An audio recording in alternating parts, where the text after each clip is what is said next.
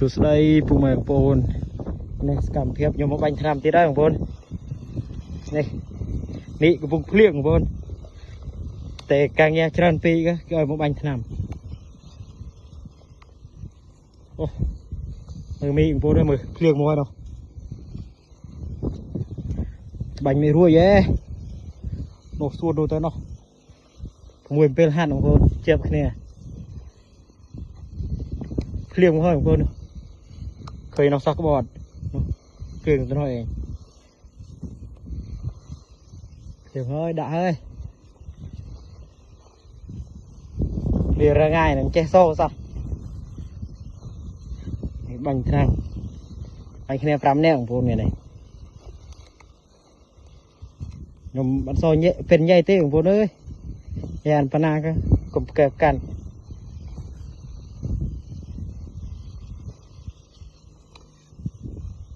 màu lại nhộng bồn ơi từ lông khuốc nè bồn anh này kichka vào nào này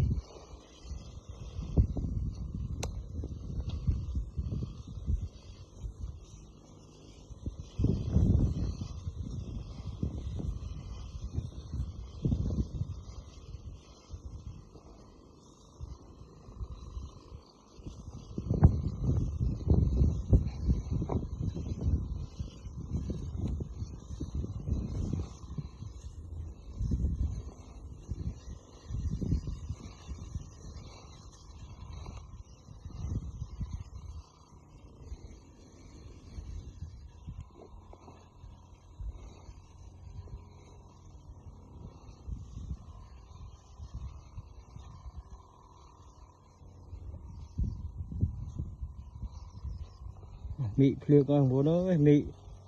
chưa không bao lâu rồi nào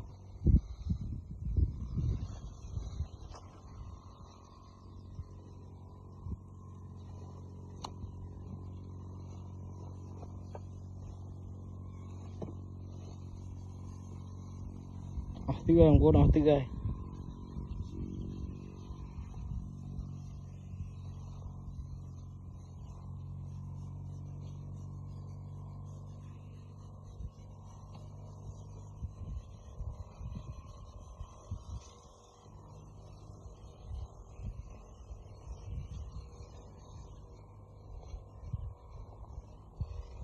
không qua đây rồi